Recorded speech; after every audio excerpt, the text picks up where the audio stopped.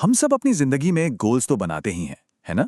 पर जरा सोचिए, क्या हो अगर कामयाबी का असली राज गोल बनाने में है ही नहीं? चलिए, आज हम मिलकर अचीवमेंट को देखने का एक बिल्कुल ही अलग, एक नया नजरिया समझते हैं। तो चलिए एक ऐसे सवाल से शुरू करते हैं जो गोल सेटिंग की पूरी बुनियाद को ही हिलाकर रख देता है। देखिए, अगर सिर्फ जीतने का गोल सेट कर लेना ही काफी होता तो भाई हर कोई जो कंपटीशन में उतरता है वो जीत जाता। पर ऐसा होता तो नहीं है, राइट? तो फिर वो क्या चीज है जो विनर्स को बाकियों से अलग बनाती है? तो अगर गोल्स ही जवाब नहीं है, तो फिर इस गोल फोकस्ड अप्रोच में आखिर गड़बड़ क्या है? कहाँ है वो छुपा हुआ जाल? अक्सर होता यह है कि गोल सिर्फ लक्षणों का इलाज करते हैं, बीमारी के जड़ का नहीं। मतलब एक गंदे कमरे को साफ करना एक गोल हो सकता है, पर यह उन आदतों को कहाँ बदलता है जिनकी वजह से वो कमरा बार बार गंदा होता है। असली प्रॉब्लम वो तो सिस्टम में है। इसे एक बहुत ही दिलचस्प नाम दिया गया है, रिजल्ट एलर्जी।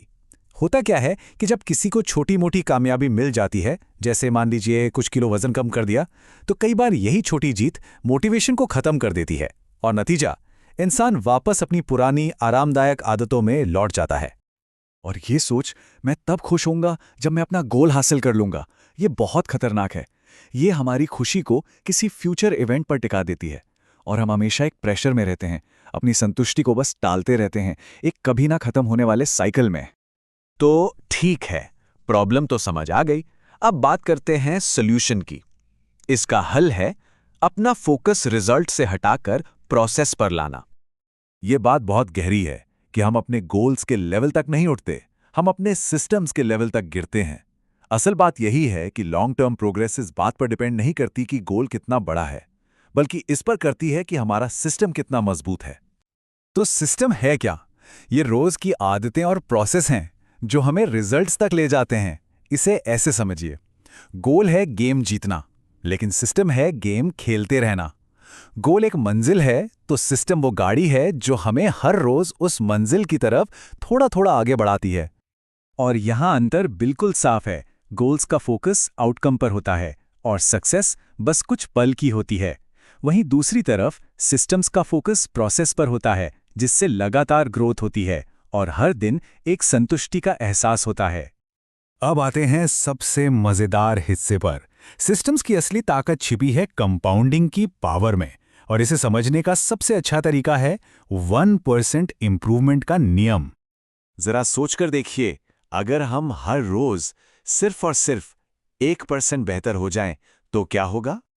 शुरू शुरू में तो इसका असर शायद दिखेगा भी नहीं, एकदम मामूली सा लगेगा। लेकिन 1 साल के बाद जो नतीजा सामने आता है वो हैरान कर देने वाला होता है। 1 साल के बाद ये छोटा सा रोज का प्रयास हमें 37 गुना से भी ज्यादा बेहतर बना देता है। 37 टाइम्स।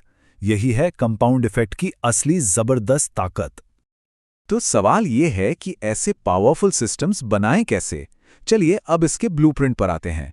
ये 4 स्टेप्स का एक ऐसा फ्रेमवर्क है जो हमारी आदतों को बदल सकता है।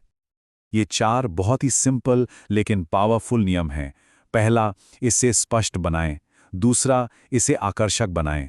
तीसरा, इसे आसान बनाएं, इतना आसान कि शुरू करने में 2 मिनट से भी कम लगें। और चौथा, इसे संतोषजनक बनाएं ताकि करने के बाद अच्छा महसूस हो। और एक बात याद रखनी बहुत जरूरी है, एक सिस्टम कोई ऐसी चीज नहीं है जिसे एक बार बना दिया और हो गया। नहीं, ये तो लगातार सुधार की एक लाइफ लॉन्ग जर्नी है।